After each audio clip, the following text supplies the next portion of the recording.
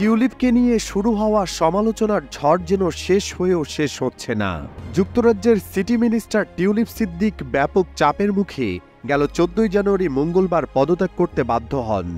বাংলাদেশের সাবেক প্রধানমন্ত্রী শেখ হাসিনা ঘনিষ্ঠদের থেকে ফ্ল্যাট উপহার নেওয়া, রূপপুর পারমাণবিক বিদ্যুৎ কেন্দ্র থেকে অর্থ আত্মসাৎ সহ নানা অভিযোগের মুখে মন্ত্রিত্ব ছাড়তে বাধ্য হন তিনি। তবে তিনি পদত্যাগের পরও তাকে নিয়ে সমালোচনা শেষ হচ্ছে না। ব্রিটিশ পার্লামেন্টে আবারও আলোচনার কেন্দ্রবিন্দু হয়ে উঠেছেন বাংলাদেশি বংশোদ্ভূত ব্রিটিশ লেবার পার্টির এই এমপি। 15 জানুয়ারি বুধবার ব্রিটিশ পার্লামেন্টে টিউলিপ সিদ্দিককে নিয়ে উত্তপ্ত আলোচনা হয়েছে। এ সময় টিউলিপের বিরুদ্ধে করা প্রধান উপদেষ্টা ডক্টর মোহাম্মদ ইউনূসের অভিযোগের কথা উল্লেখ করেন দেশটির বিরোধী দলীয় নেত্রী কেমি বার্ডনেজ। তিনি বলেন, শেয়ার বাজারে যখন অস্থিরতা চলছে তখন প্রধানমন্ত্রী সাবেক সিটি মিনিস্টারের বিরুদ্ধে ওঠা সমালোচনা নিয়ে ব্যস্ত ছিলেন। প্রধানমন্ত্রী মঙ্গলবার বলেন, তার ঘনিষ্ঠ বন্ধু টিউলিপ পদত্যাগ করায় তিনি ব্যথিত। তিনি এমন একজনের জন্য ব্যথিত যিনি দুর্নীতি বিরোধী মন্ত্রী ছিলেন কিন্তু নিজেই দুর্নীতির জন্য তদন্তের অধীনে আছেন।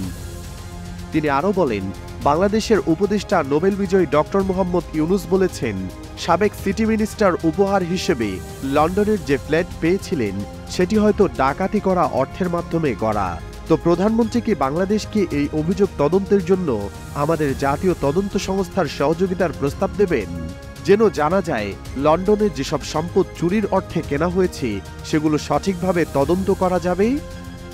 এমন প্রশ্নে কিছুটা উত্তপ্ত হয়ে ব্রিটিশ প্রধানমন্ত্রী কিয়ার স্টারমার বলেন, স্পিকার, সাবেক সিটি মিনিস্টার নিজেই তার বিরুদ্ধে তদন্তের আহ্বান জানান। এতে জানা গেছে তিনি মন্ত্রিত্বের কোনো নীতি ভঙ্গ করেননি, তার বিরুদ্ধে কোনো অসঙ্গতি পাওয়া যায়নি, তদন্তে তিনি পূর্ণ সহযোগিতা করেছেন। গত সোমবার তিনি নিজের বিরুদ্ধে তদন্তের আহ্বান জানান। আমি 1 সপ্তাহ পর মঙ্গলবার এটির প্রতিবেদন পাই। এরপর বিরোধী দল ও পুরনো একটি তদন্তের কথা উল্লেখ করে স্টারমার বলেন, কিন্তু টিউলিপের পদত্যাগের সঙ্গে ছায়া পররাষ্ট্রমন্ত্রীর তুলনা করলে দেখা যাচ্ছে তিনি মন্ত্রী থাকাকালে নীতিভঙ্গ করেছিলেন। তার বিরুদ্ধে যে প্রতিবেদন তৈরি করা হয়েছিল সেটি পুরোপুরি উপেক্ষা করা হয়েছিল। উল্টো স্বাধীন তদন্তকারীকেই পদত্যাগ করতে হয়েছিল, কারণ তিনি মনে করেছিলেন তার কথাকে আমলে নেওয়া হচ্ছে না। অথচ ছায়া পররাষ্ট্রমন্ত্রী তখন নেতার দায়িত্ব পালন করছিলেন। কি বিপরীত! ব্রিটিশ জনগণকে ধন্যবাদ, তারা সাবেক সরকারকে ক্ষমতা থেকে সরিয়ে দিয়েছে।